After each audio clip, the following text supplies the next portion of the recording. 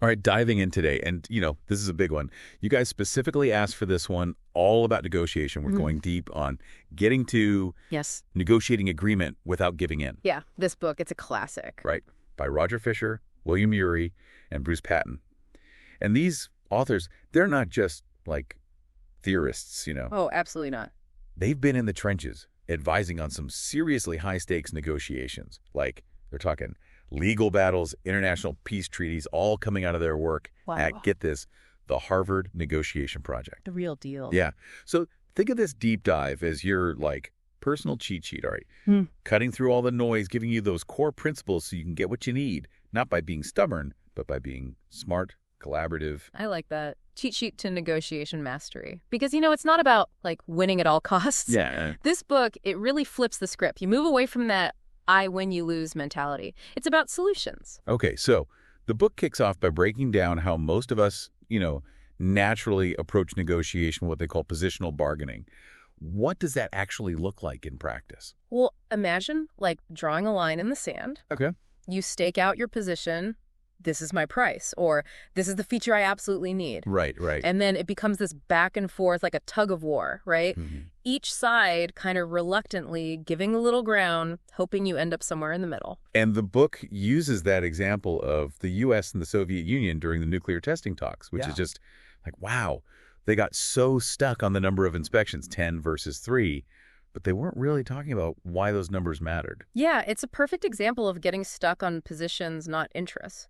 The U.S., they were worried about verifying compliance. Sure. The Soviet Union, they wanted to protect their sensitive sites. That makes sense. So they missed out on so many potential solutions, different types of verification, phased inspections, maybe even some technological solutions. I hadn't thought about that. They were so focused on their positions, they couldn't see the forest for the trees. And that's not just some abstract geopolitical thing, right? It happens in our everyday lives. The book uses that O. Henry story, remember, about the impoverished couple. Yeah, heartbreaking. They both sell their most prized possessions to buy each other gifts, out of love. Talk about sacrifice. But it's totally impractical in the end. That's soft positional bargaining. Their main interest was protecting the relationship. Which is beautiful, but... Beautiful, but they ended up with an agreement that didn't actually benefit either of them. Right. So even with good intentions, solely focusing on agreement can lead to outcomes that don't really serve anyone's actual needs. And then the book makes this point that hard positional bargaining, it often just overpowers the softer approach. How does that usually play out? Well, imagine one person comes to the table, super aggressive, making demands, unwilling to budge. Okay, I've been there. Right. Throwing threats around, digging in their heels. They can force the other person, who might be more accommodating, to give up way more than they should. Yeah, that's tough. It creates this imbalance where the tougher negotiator ends up with a deal that's totally in their favor. Yeah. Just because they were more aggressive.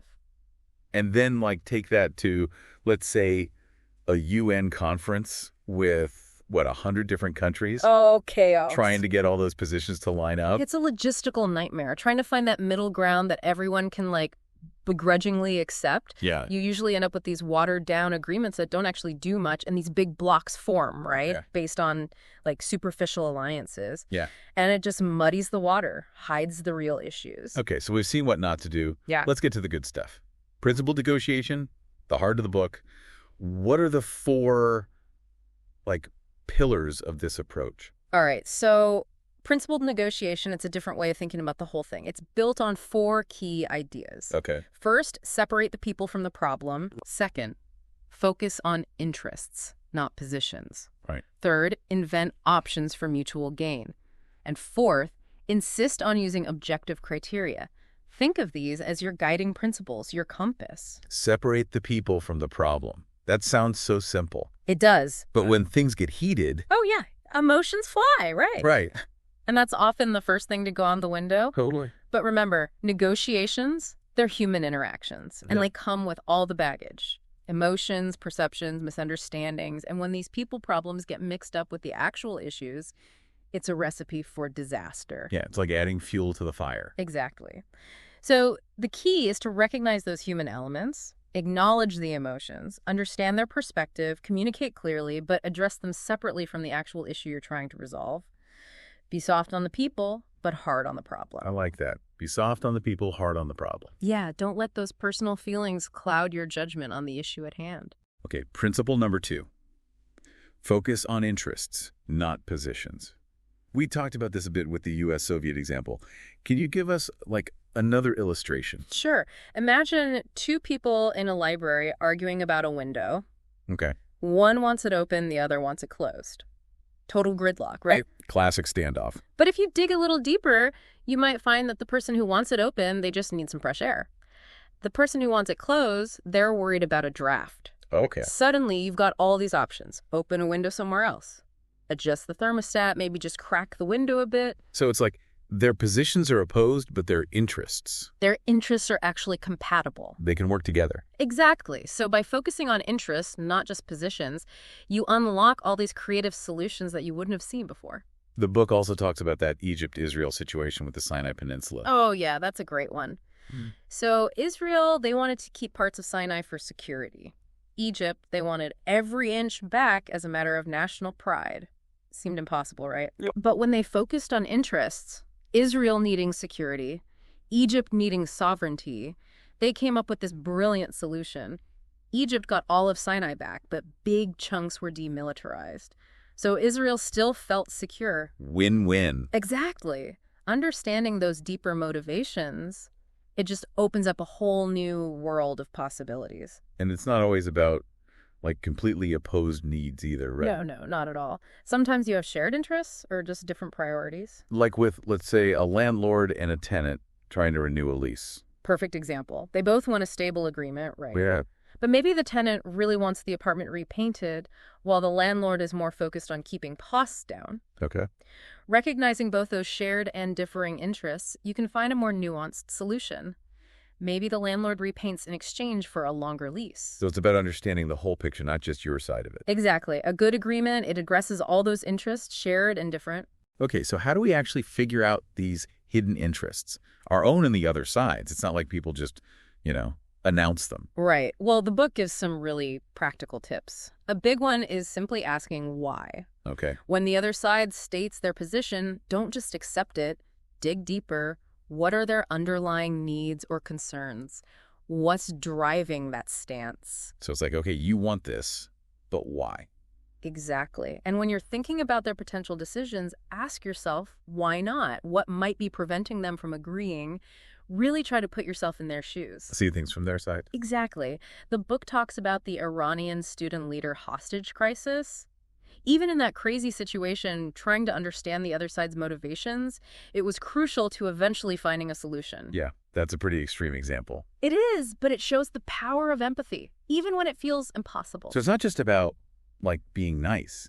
It's about strategic empathy. Absolutely. And remember, people usually have multiple interests, not just one. Like if you're buying a car, you want a good price, but you also want a reliable vehicle. Maybe even the feeling that you got a good deal. Right. And the dealer wants to make a sale, but they probably also want to build a relationship, maybe get a good review. Exactly. And some of these are shared interests, some are different.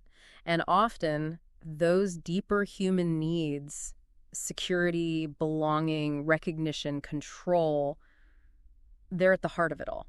So it's not always just about the money or the specific terms.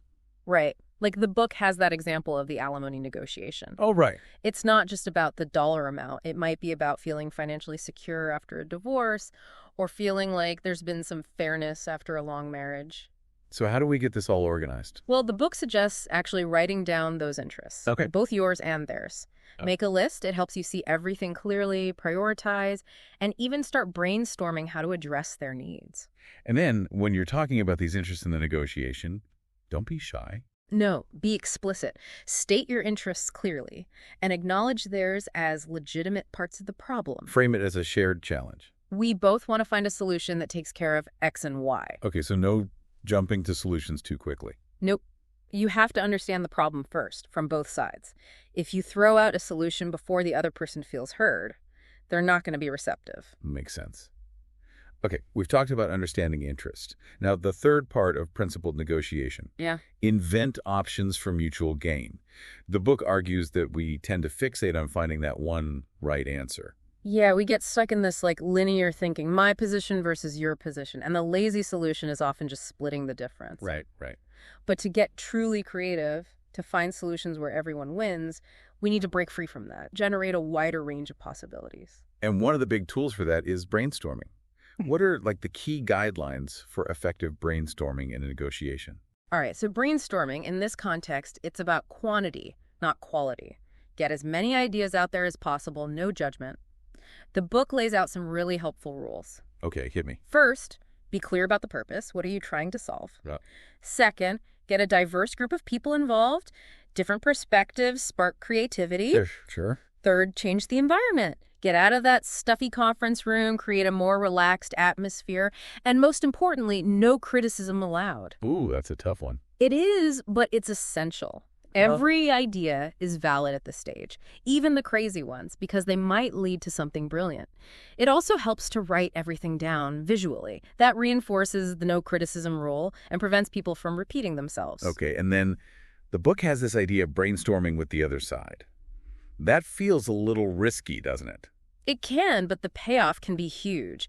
If you can brainstorm together, you might find solutions that truly address everyone's needs. It builds collaboration, and it gives each side a deeper understanding of the other's concerns. Okay, but how do you manage that risk? Be very clear that it's separate from the actual negotiation. You're just exploring options, not making commitments. And a good tactic is to offer multiple options, including some that you might not personally love. It shows you're open to different ideas. So it's about invent before you decide. Exactly.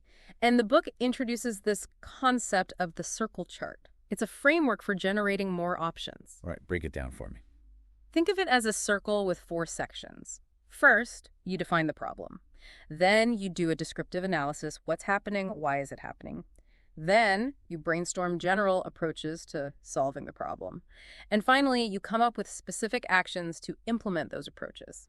Okay, that's pretty structured. It is, but it helps you get unstuck. You can start at any point in the circle and move around to explore different possibilities. The book uses that example of the Northern Ireland conflict, right? Yeah, they started with this idea of having Catholic and Protestant teachers create a joint history workbook for schools. By moving around the circle chart, they came up with broader goals like promoting understanding between the communities. And that led to even more ideas, like student film projects or teacher exchanges. So it helps you expand your thinking beyond that initial idea. Exactly. Forces you to look at things from different angles. And when we're trying to come up with these win-win options, what are some key things to remember? Well, first, look for shared interests. Where do your needs overlap? Okay. Then, focus on dovetailing those differing interests.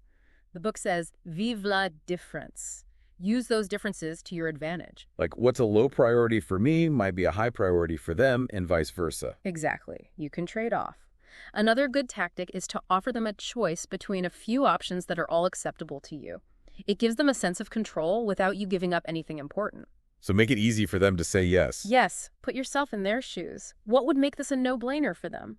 Okay, we've covered a lot of ground here. Now, the fourth principle, insist on using objective criteria.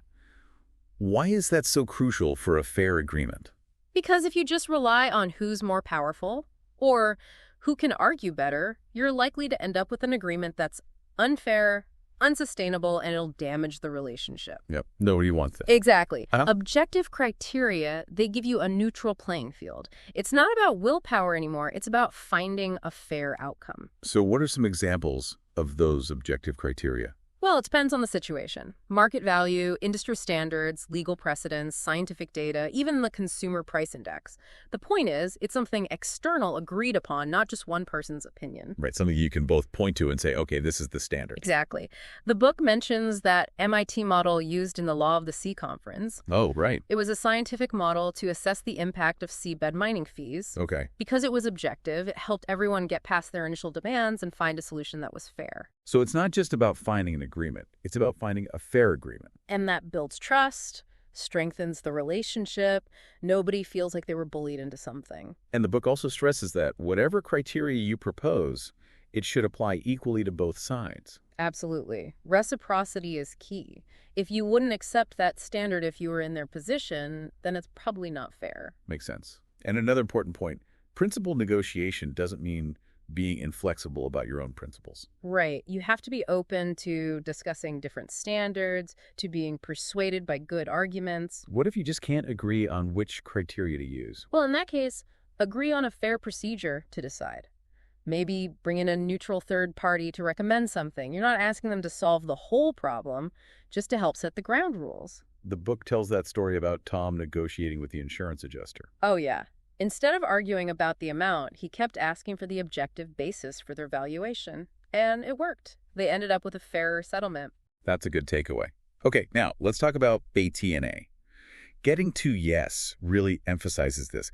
Can you explain what it is and why it's so important? BATNA, it stands for Best Alternative to a Negotiated Agreement. It's your plan B. What you'll do if this negotiation falls apart. Having a strong BTNA is absolutely essential. Because it protects you from accepting a bad deal, and it gives you leverage. So if you walk in with no idea what you'll do if things go south. You're basically negotiating with your hands tied. Yeah, you're desperate. Exactly. You might feel pressured to accept anything just to avoid the unknown.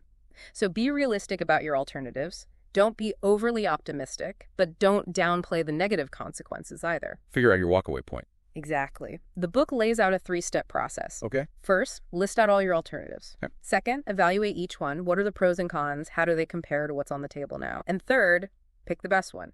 That's your BATNA. And then use that as your benchmark. Exactly. If an offer is worse than your BTNA, walk away. It's not just a backup plan. It's your source of power. It's like knowing you have a safety net gives you the confidence to be more assertive. Exactly. You're not desperate to make a deal at any cost. And it's also helpful to try to understand their BATNA. What are their alternatives? If you think their expectations are unrealistic, you can subtly try to bring them down to earth. And even when you're dealing with someone who seems much more powerful, having a good BATNA can level the playing field. Absolutely. Your power comes from how attractive it is for you to walk away. A good BTNA makes walking away less scary. So it's about understanding those power dynamics, not just accepting them. Right. And the book also mentions this idea of a tripwire. It's a point where you know you need to seriously reconsider things, maybe bring in a mediator. Okay, that's good to keep in mind. Now, what about those tough negotiators, the ones who use all the tricks and tactics? The book calls it negotiation jujitsu. What's that about? Negotiation jujitsu, it's about responding to hardball tactics without getting sucked into a fight. You sidestep their attacks and bring the focus back to the problem. So don't fight fire with fire. Not necessarily. When they throw out a rigid position, don't counter with your own. Try to understand the interests behind it. Okay, and the book actually says you should invite criticism of your ideas. Yeah, ask them what their concerns are, where they see weaknesses. It helps you understand their thinking, and you might even improve your own ideas. Interesting. You can even flip the script and ask for their advice. If you were in my position, what would you do? It makes them consider your perspective. That's clever. And don't underestimate the power of questions. Oh, yeah. They make people talk, explain themselves. And silence. Strategic silence. Oh, man, silence can be so powerful. Especially after a tough question or when they've said something unreasonable. People hate silence. They feel the need to fill it. They might just give you what you want just to break the tension. Yeah, exactly. And for really complicated negotiations with lots of parties, the book talks about the one-text procedure. Right. It's where a neutral third party drafts an agreement based on the initial discussions. Then, instead of everyone having their own counter-proposals, they all just comment on that one text. Okay. The third party revises it, and you keep going until everyone agrees. The Camp David Accords, that's a famous example. So it keeps things focused, less chaotic. Exactly. And even without a formal mediator, you can use a similar approach.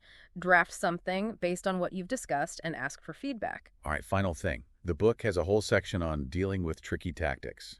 What are some, top-level strategies? The main thing is call it out. When you see a tactic being used, name it. It seems like you're using a good guy, bad guy routine here. Just saying it out loud can often neutralize it. Okay. And be firm about your own interests, but don't make it personal. Separate the person from the problem. If they're being evasive about their authority, question it. Make sure they can actually make decisions. Don't waste your time. Exactly. And be aware of psychological tactics. If the environment is stressful or they're making personal attacks, call it out. Maybe suggest a change of venue. And threats, how do you handle those? Best to ignore them if you can. or trying to disarm them by focusing on the underlying interests they're trying to protect. You can even turn it around and explore the negative consequences for both sides. So it's like, okay, if you do that, this might happen, which will hurt both of us. Right. Focus on the natural consequences, not on making your own threats. If they dig in their heels, don't give in. Stick to objective criteria. And watch out for lock-in tactics. They try to commit to a position early on to box you in, gently probe for flexibility, or suggest revisiting it later. Okay. And be aware of delays. Try to negotiate deadlines based on objective needs. And finally, if they hit you with a take it or leave it, remember that's not really negotiation. Be prepared to walk away. So know your limits, know when to fold them. Exactly. The book also has those 10 frequently asked questions at the end. Oh, yeah, those are good. Super helpful. Like, does positional bargaining ever make sense? Sometimes. For simple things, maybe. But even then, understanding interests is usually better. Right. What if they have a totally different idea of fairness? Find those objective standards you can both agree on. Talk about the costs and benefits of different standards. And how do you deal with someone who seems irrational? Look for those underlying psychological needs. So it's always about going deeper. And the big one, can you really make a difference if they seem way more powerful? Yes, absolutely. Focus on your BTNA, understand their interests, and negotiate skillfully. So don't just give up because they seem to have the upper hand. Exactly. You have more power than you think. Okay, to wrap this all up, what's the big takeaway from getting to yes? The one thing we should all remember. Principled negotiation, it's a better way. Focus on interests, not positions. Get creative, generate options, use objective criteria to be fair. And know your BTNA. It's not about winning or losing. It's about finding solutions that work for everyone. And it's about building relationships, not burning bridges. The book uses that example of the father and son playing Frisbee. Sometimes the question, who's winning, is the wrong question. It's about finding a way to play together. So as you think about this deep dive, think about a negotiation in your own life. How can you use these principles? What's the biggest challenge for you in shifting away from that old way of doing things? Reflect on that. And maybe revisit this episode before your next negotiation. Thanks for diving deep with us.